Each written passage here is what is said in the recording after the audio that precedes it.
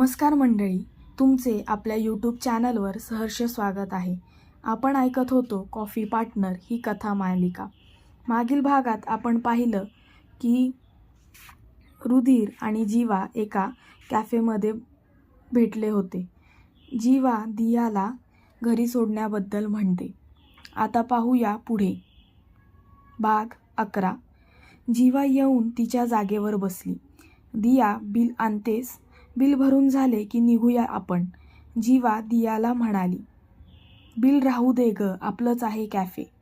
रुधिर बोलून गेला, पण त्याचे आपलं म्हणणे फार सुखावून गेले जीवाला.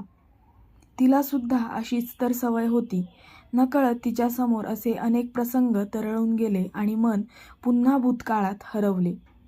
भूतकाळ. जीवू यार, कधी एकदा इन्व्हेस्टर्स फंड्स देतील असे झाले आहे. मला एकदा का त्यांनी पैसे दिले की पहा मी माझी कंपनी कशी थाटात सुरू करतो ते.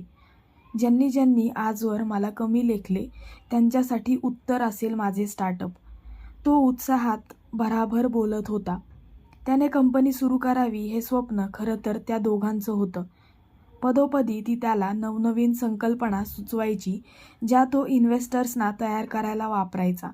नाव मात्र स्वतःचे लावायचा. तिला हे माहीत होते, पण तिने कधीच त्यावर आक्षेप घेतला नाही, कारण तिला वाटत होते तो हे त्यांच्या भविष्यासाठी करत आहे. दरवेळी तो त्याचे ध्येय, त्याची स्वप्न आणि त्याच्या स्टार्टअपबद्दलच बोलत असायचा. त्यात कुठेच ती नव्हती. जे होतं ते फक्त त्याचं होतं. ती वेडी तर प्रेमात एवढी आंधळी झाली होती की त्याचा हा अहम तिने कायम दुर्लक्षित केला. तसाच आताही ती करत होती. काळजी करू नकोस, नक्कीच ते तयार होतील. मला बाप्पावर विश्वास आहे. आपले प्रयत्न पाहून तो आपल्याला निराश करणार नाही. तू फक्त हिंमत हरू नकोस. त्याला धीर देत ती म्हणाली. मला सुद्धा खात्री आहे, म्हणून तर म्हणालो ना की ते मला पैसे देतील. फक्त कधी ते माहीत नाही, तो ताठ्यात म्हणाला. ती फक्त त्यावर हलकेच हसली. वर्तमानकाळ. ती भूतकाळात पार गढून गेली होती. दियाने तिला हलवले तसे ती भानावर आली. वहिनी, अगं लक्ष कुठे आहे तुझं? दादा केव्हापासून आवाज देतोय तुला. दिया. सॉरी, बोल ना, काय म्हणत होतास? जीवा. बिल राहू दे, रुधिर पुन्हा म्हणाला. नाही, आजचं बिल तर मीच भरणार. परतच्या वेळी तू भर. एकदा तू भरशील तर एकदा मी. त्यानेही मग विषय वाढवला नाही. तो असे काहीच करणार नव्हता ज्याने तिचा स्वाभिमान दुखावेल. त्याने दियाला खुणावले तशी ती बिल आणायला गेली. पुन्हा कधी भेटूया आपण? त्याने अधीर होऊन विचारले. कदाचित पुढच्या आठवड्यात, ती उत्तरली. तर रुधिरचा चेहरा पडला. एवढा लेट का? भेटूया ना या शुक्रवारी, रुधिर तिला कन्व्हिन्स करायचा प्रयत्न करत म्हणाला. या आठवड्यात ऑलरेडी 2दा भेटलो आहोत आपण. परत जर भेटलो तर आई डायरेक्ट पत्रिका छापायला घेईल लग्नाच्या. ना बाबा ना, मी ही रिस्क नाही घेऊ शकत. जीवा. प्लीज ना, मला करमणार नाही तुला न भेटता, रुधिर पपी फेस करत म्हणाला. जीवाने डोळे बारीक करून त्याला पाहिले. दिया तेवढ्यात बिल घेऊन आली. जीवाने बिल भरले. निघायचं दिया? जीवाने विचारले. हो वहिनी, दिया म्हणाली तसे जीवाने गरगर डोळे फिरवले. तिची ही प्रतिक्रिया पाहून रुधिर गालातच हसला. दिया आणि जीवा निघाल्या. रुधिर त्यांना सोडायला बाहेर आला. जीवा, प्लीज ये ना मला भेटायला शुक्रवारी. रुधिरने एक शेवटचा प्रयत्न करून पाहिला. रुधिर. तिने त्याच्यावर नजर रोखली तसा त्याने चेहरा बारीक केला. नो, असल्या ट्रिक्स माझ्यावर काम करणार नाहीत. Stop making such faces. आपण फक्त मित्र आहोत हे विसरू नकोस. जीवा त्याला ठणकावून म्हणाली. मित्र तुझ्यासाठी, माझ्यासाठी तर तू माझी गॉर्जियस बार्बी डॉल, माझी क्युटी पाय आहेस, म्हणत त्याने तिचे गाल ओढले. ती तर त्याच्या गोड बोलण्याने बावरून गेली. हलकेच तिचे गाल ब्लश करू लागले.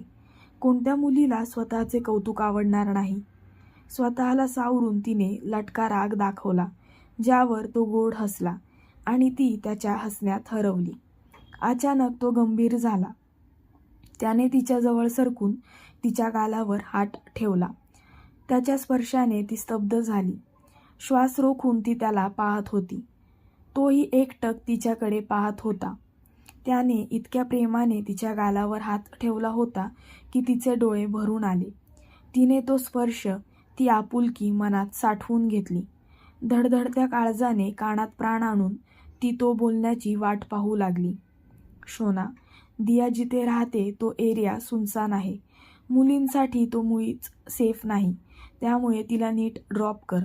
तुझ्यासाठी कार आहे म्हणून मी तयार झालो आहे तुला तिला सोडू द्यायला. नाहीतर मी ही रिस्क कधीच घेतली नसती. घरी पोहोचल्यावर आठवणीने मला कॉल कर. मी वाट पाहत आहे तुझ्या कॉलची. Drive safe. Good night. म्हणत त्याने अलवारपणे तिच्या कपाळावर ओठ टेकवले. जीवाने त्याच्या ओठांच्या मऊशार स्पर्शाने डोळे मिटून घेतले.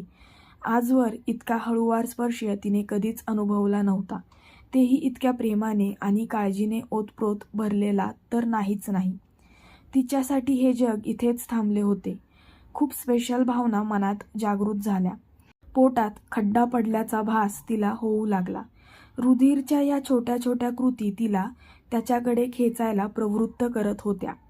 दियाचा खुदू हसण्याचा आवाज दोघांच्या कानावर पडला तसे ते पुन्हा या पृथ्वीतलावर परतले. त्याने तिला बाजूला केले. काहीतरी आठवून तो बोलणार त्याआधीच जीवा त्याच्याकडे चिडून पाहत होती. अचानक तिला आठवले की तो तिला शोना म्हणाला होता. मनात तर हवेसे तरंग उमटले होते. पण आपण चिडलो हे दाखवण्यासाठी ती भुवया ताणून त्याच्याकडे पाहू लागली. त्याला कळायला हवे होते की तिला आवडले नव्हते त्याचे असे हाक मारणे. मला दुसऱ्या कुठल्याच नावाने हाक मारायची नाही. जीवा बोट दाखवून जरबेने म्हणाली. येस शोना, तुला फक्त मी शोना म्हणेन आजपासून. नाव हॅपी. तिचं उगारलेलं बोट त्याने स्वतःच्या बोटात पकडलं आणि हलकेच त्यावर ओठ टेकवले. डोळे फाडून जीवा त्याच्याकडे पाहत होती. गडबडून तिने बोट सोडवून घेतले तसा तो गालात हसला. तिचे हे बावरलेले रूप पाहून त्याच्या मनात उकळ्या फुटत होत्या. तिच्या गालावरचा गुलाल त्याला सांगून गेला की तिलाही आवडू लागला आहे तो. सध्या तरी एवढेच पुरेसं होतं त्याच्यासाठी. तू सुरक्षित घरी पोहोचल्यावर मला कॉल कर. कशी करणार कॉल? नंबर कुठे आहे माझा तुझ्याकडे? मिश्किल स्वरात त्याने विचारले. बायोडेटामध्ये असतो नंबर मिस्टर फ्लर्टी. चिडक्या स्वरात ती म्हणाली. So smart. बरं आता निघा, उशीर होईल नाहीतर तुम्हाला. रुधिर. ती चिडून त्याला काही बोलणार की त्याने तिला हाताला धरून तिच्या गाडीजवळ आणून सोडले. ती शॉक होऊन पाहत होती त्याच्याकडे. खूप हिंमत वाढली आहे तुझी. मी आधीच सांगितलं होतं ना मला फ्लर्ट केलेलं आवडत नाही. जीवा अगदीच चिडून म्हणाली. तिला काहीतरी आठवलं तसं तिने त्याला विचारले. तुला कसे माहिती माझी गाडी? नजर ठेवून होतास माझ्यावर? हो, नजरच ठेवून होतो तुझ्या वाटेवर 9 वाजल्यापासून. कॅफेच्या काचेतून दिसलीस तू गाडीतून उतरताना तेव्हा समजले ही तुझी गाडी आहे. रुधिर उत्तरला. तिने एकदा कॅफेकडे पाहिले. कॅफे काचेचे दिसत होते पण आतले काहीच दिसत नव्हते.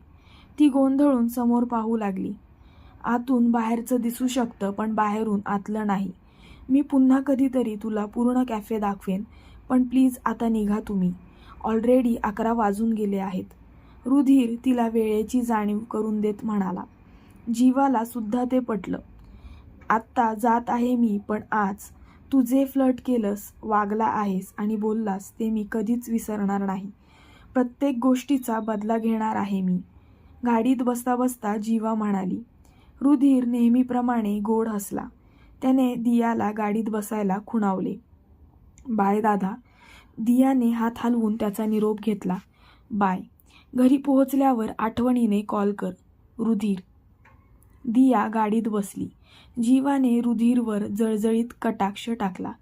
त्याकडे दुर्लक्ष करत रुधिर जीवाच्या गाडीच्या खिडकीजवळ झुकला. रुधिर हळूवार म्हणाला. ऐक ना शोना. जीवा तिच्याही नकळत थोडी त्याच्या बाजूने झुकली. I love you. Keep missing me. डोळे मिचकावत तो म्हणाला. ती मात्र हँग झाली होती त्याच्या तोंडून आय लव्ह यू ऐकून. डोळे विस्फारून ती त्याच्याकडे पाहत होती. खट्याळ हसून त्याने हात हलवला तशी ती भानावर आली. बावरलेल्या मनस्थितीत तिने गाडी सुरू केली. कानात अजूनही ते 3 मॅजिकल शब्द रुंजी घालत होते. रुधिर मात्र पुन्हा तिला कधी भेटता येईल या विचारात हरवला होता. बाकीचे पाहूया पुढच्या भागात. तोवर या भागावर कमेंट करा. भाग आवडल्यास लाईक करा, आपल्या मित्रमैत्रिणींना पाठवा आणि मला सबस्क्राईब करायला विसरू नका. धन्यवाद.